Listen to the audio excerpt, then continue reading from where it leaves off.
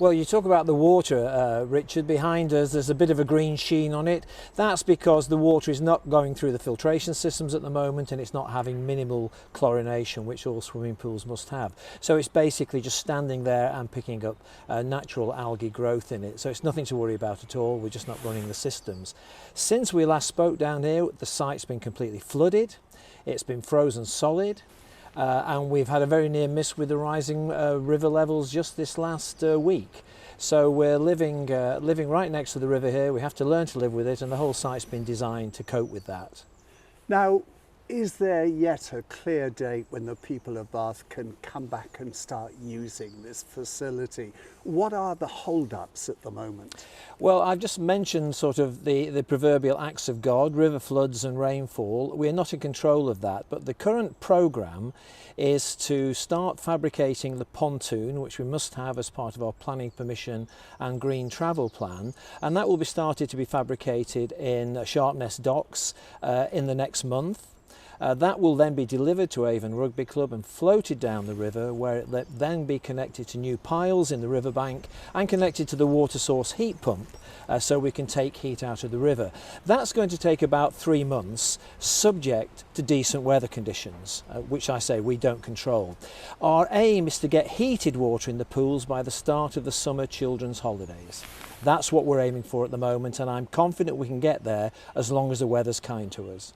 Have we sorted out all the legalities now around actually running this place, and how close are we to actually announcing how much it's going to cost to get in?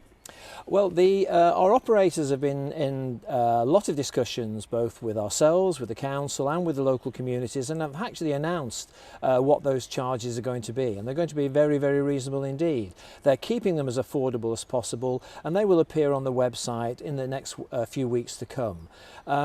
We're confident that something in the region of what we were predicting between £6 and £6.50 for an adult swim is going to be manageable, and they're going to be able to maintain that. So we're keeping it as affordable as possible, and we're confident we will do that. The other legalities, we couldn't get planning permission for the pontoon until the Environment Agency had given us permission for the piles in the riverbank, and that's all changed because of the climate emergency. The regulations have changed, therefore the design changed, therefore we had to spend more money on designing. It delayed the planning permission, and that only came through in the late autumn last year. We've got a contract, we've got a contractor, we've agreed the price, we've agreed the time scale, but we haven't been able to let that contract till at least the weather got a bit better, which now we're in the post-Easter phase.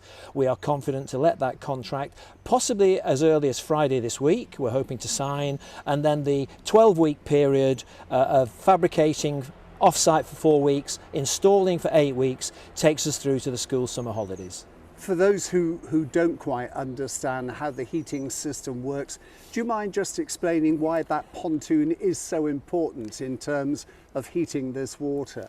Yes, the pool water will be heated by a very sustainable system indeed. 97% of swimming pools in this country are heated by gas boilers. That puts a lot of carbon into the atmosphere. We got a special grant from the Public Sector Decarbonisation Fund to put a water source heat pump here in the plant room. That's all installed, it's ready to go, but being water sourced, it takes the heat out of the water that's in the river. So the water has to be pumped into that plant, through it, and then back out into the river, where we'll take about 1.5 to 2 degrees centigrade out of the water. That's all we need to build up a heat system to keep the pool water nice and warm throughout the summer period. Paul, you mentioned pools being gas heated. A lot of them we hear around the country are having to close because they can't afford the cost of that energy. Are we okay here? We are. I mean, we're very aware of what every household must be aware of energy costs at the moment. And if we had been reliant on gas here, the bill for heating the pool would be astronomical.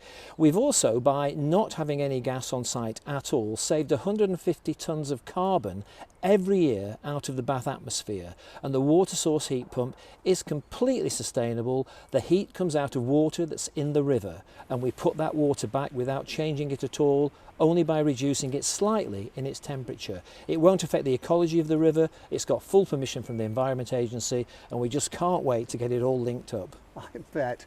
Now, you mentioned the weather. God knows where spring is. Everything seems to be terribly late this year.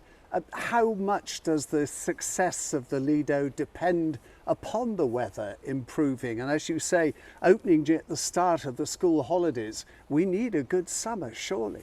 Yes, I mean, looking at water and rain patterns, we should be absolutely fine in late spring, summer, early autumn every year. But we do know that the weather is changing. We've had a fairly warmish winter. We had one very bad cold spell for about 10 days. Everything froze solid here. But most of the winters are not as cold as they used to be, but as a result they're very much wetter. 4 days of solid rain in North Wiltshire, where I live, means this river can rise by 2 metres within a matter of days. If it rises much more than that, we can have occasional flooding here. As I mentioned, we designed the site to flood. It's part of the requirements of the Environment Agency, but we very much would like the rainfall to calm down a little bit, but I'm confident that will not damage swimming in the late spring, summertime.